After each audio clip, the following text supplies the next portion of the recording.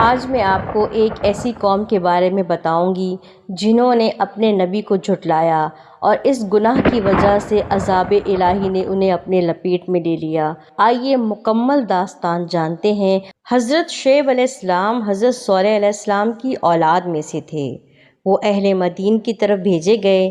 یہ لوگ بت پرستی کے ساتھ ساتھ ناپ تول میں بھی کمی کرتے تھے اور مسافروں کا راستہ روکتے انہیں پریشان کرتے۔ اس قوم کی طرف حضرت شعیب علیہ السلام کو بھیجا گیا۔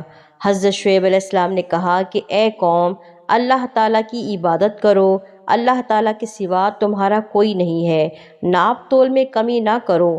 حضرت شعیب علیہ السلام نے کہا کہ میں تمہیں اللہ کے عذاب سے ڈراتا ہوں، اور جب اللہ کا عذاب آئے گا تو تم سب کو اپنے لپیٹ میں لے گا۔ یہ سن کر کافروں نے حضرت شعیب علیہ السلام سے کہا کہ اے شعیب، تمہیں معلوم ہونا چاہیے کہ یہ مال ہمارا ہے، ہم اس کو زیادہ بیچیں یا کم بیچیں، تم کو ہمارے وزن اور ناپ تول سے کیا کام؟ ہم جو کچھ کرتے ہیں اپنی سمجھ سے اور سوجھ سے کرتے ہیں۔ آپ کو ہماری تجارت کے کاموں میں دخل اندازی نہیں کرنی چاہیے۔ آپ لوگوں کو دعوت دینے کا کام کرتے ہیں، ہم لوگوں کے ساتھ تجارت کا کام کرتے ہیں، لہٰذا آپ اپنے کام سے کام رکھیے اور ہمیں اپنا کام کرنے دیجیے۔ پھر حضرت شعیب علیہ السلام نے فرمایا، اے میری قوم، اللہ تعالیٰ کی عبادت کرو۔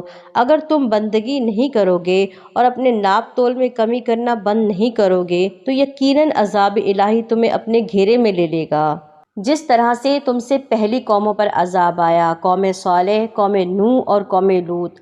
حضرت شعیب علیہ السلام کی بات سن کر انہوں نے کہا کہ اے شعیب، ہم تمہاری بات نہیں سمجھ رہے اور نہ ہی سمجھنا چاہتے ہیں، بہرحال برائے مہربانی آپ یہاں سے چلے جائیں، ایسا نہ ہو کہ ہم آپ کو سنسار کر دیں اور حالانکہ آپ ہم سے کمزور ہیں۔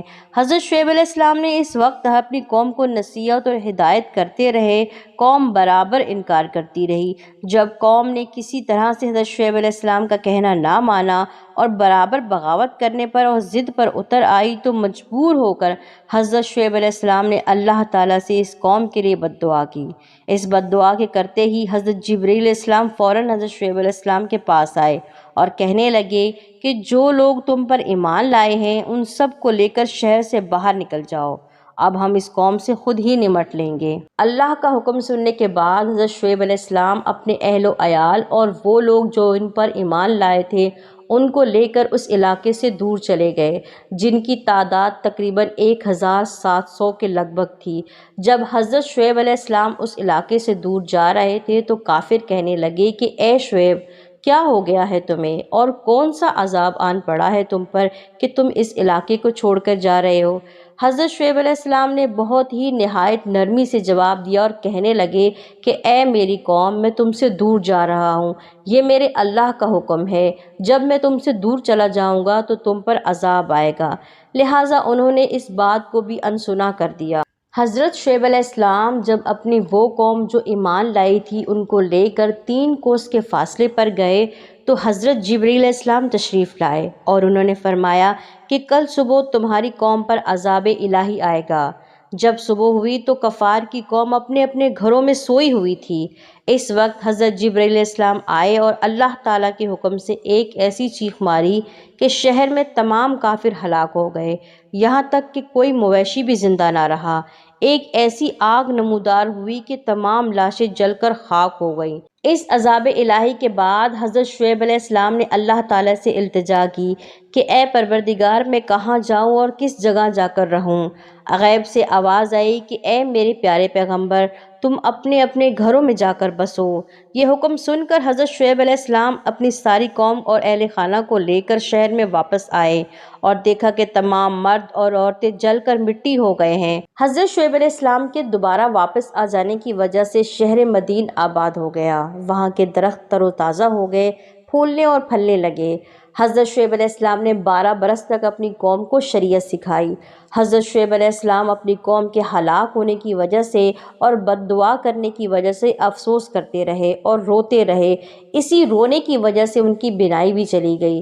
حضرت شعیب علیہ السلام نے نابینا ہونے کی حالت میں بھی اپنی قوم کو پیغمبری کے فرائض سے انجام دیتے رہے۔ اب بات یہ کرتے ہیں کہ ہم نے اس قصے سے کیا سبق سیکھا۔ اگر دیکھا جائے تو پاکستان میں بڑی مارکیٹ والا بھی ناپ تول میں کمی کرتا ہے اور ایک ریڑھی والا بھی ناپ تول میں کمی کرتا ہے۔ ہر طرح سے یہاں پر ناپ تول میں کمی ہو رہی ہے، گناہوں میں مبتلا ہو رہے ہیں، اور لوگ یہ سمجھتے ہیں کہ ہمیں کوئی نہیں دیکھ رہا۔ ہمیں اس قصے سے سبق سیکھنا چاہیے۔ اللہ کس طریقے سے اپنے پیغمبر کو بھیج کر بار بار ہدایت دلاتا ہے اور بار بار نصیحتیں سناتا ہے، اسی طریقے سے اللہ نے ہمیں بھی نبی صلی اللہ علیہ وسلم عطا کیے، اور انہوں نے بھی ہمیں ہر زندگی کا طریقہ سکھا دیا کہ آپ نے کس طریقے سے اپنی زندگی گزارنی ہے، اور اللہ کے نبی نے سخت منع کیا ہے ناپ تول میں کمی کرنے سے۔ لہٰذا جو بھائی یہ چیزیں کرتے ہیں وہ خود کو بچائیں، اپنی نسلوں کو بچائیں، اپنی آخرت کو تباہ نہ کریں، چند پیسوں کی خاطر اپنی دنیا کو اور آخرت کو تباہ نہ کریں۔ اللہ سے دعا کرتے ہیں کہ اللہ پاک ہم سب کو ہدایت دے اور نیکی کے راستے پر چلنے کی توفیق عطا فرمائے، آمین۔